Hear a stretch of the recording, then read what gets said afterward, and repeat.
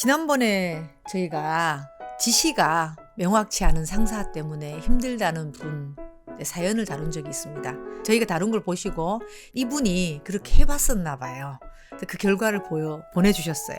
제가 확인하려고 또 의도를 제대로 확인하려고 지시하신 게 이게 맞나요? 라고 물어보니 짜증나니까 자꾸 되묻지 말라고 하시네요. 진짜 미치겠어요.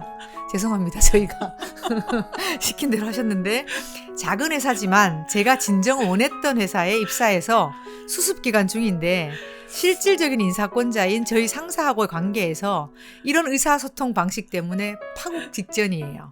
제가 고깝게 보이는 것 같아 문자로 감정 없이 말씀드려도 그것이 다 고깝게 들려서 대드는 거냐고 하십니다. 저는 신입으로 들어왔고 나이도 경력도 없이 30대 중반이라 이제 받아주는 괜찮은 회사도 없을 것 같아요. 반면 저희 상사는 회사 매출의 상당 부분을 버는 사람입니다. 분명 배울 점이 있는 유능한 사람 같은데 어떻게 해야 할지 모르겠습니다.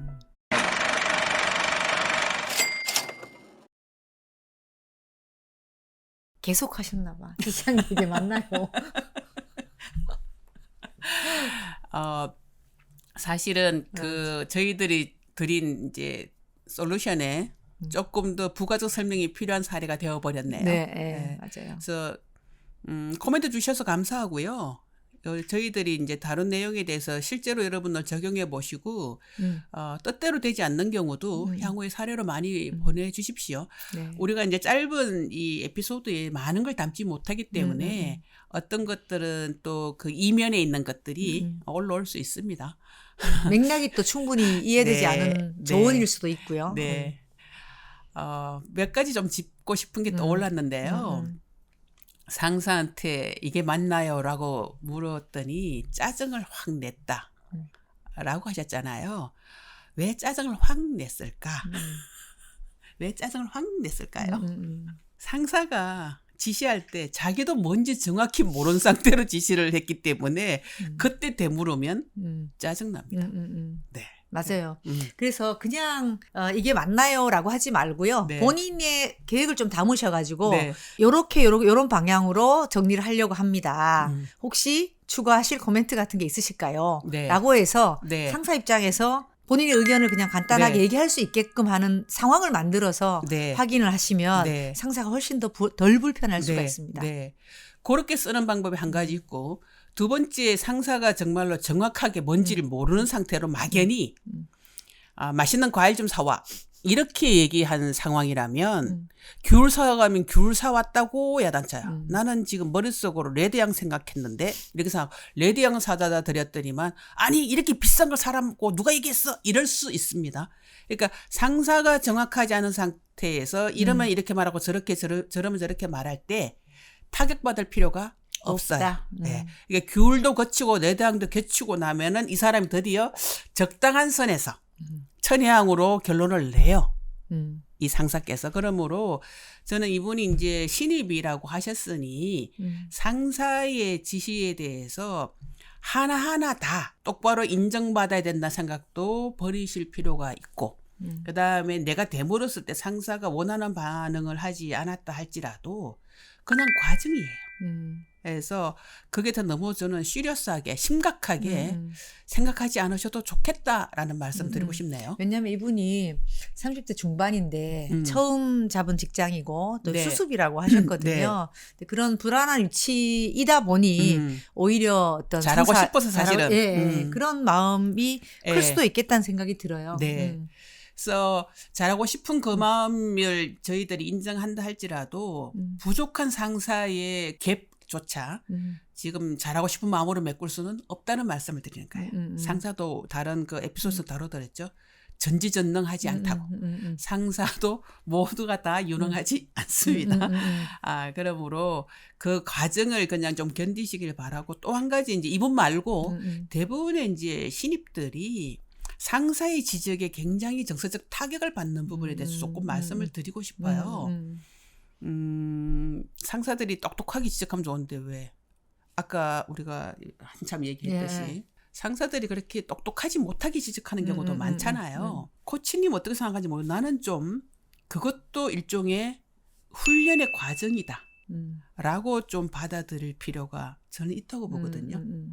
그래서 그 지적받고 기분 언짢고 지적받고 기분 언짢고 하는 이런 이제 모종의 과정이 거듭되면서 나도 좀 정돈되는 게 있고 배워지는 게 있거든요. 그래서 지적 하나하나에 너무 정서적 타격을 안 받는 게 우선 신입일 때는 필요한 작업이 아닌가 싶어요. 그게 저도 이제 아이들을 키우지만 이렇게 우리가 클 때보다 혼을 내면서 키우지 않잖아요. 그러다 보니까 어떤 그 지적이라는 부분과 피드백이라는 거를 이렇게 그냥 그 동일시해서 받아들이는 경향이 있는 것 같아요. 저도 직원들하고 일을 해보면 그래서 약간 이걸 지적이다라고 받아들이기보다 피드백이다라고 생각하는 그 습관을 가지게 되면 내가 이런 지적들에 타격을 훨씬 덜 받을 수 있게 되는 것 같아요.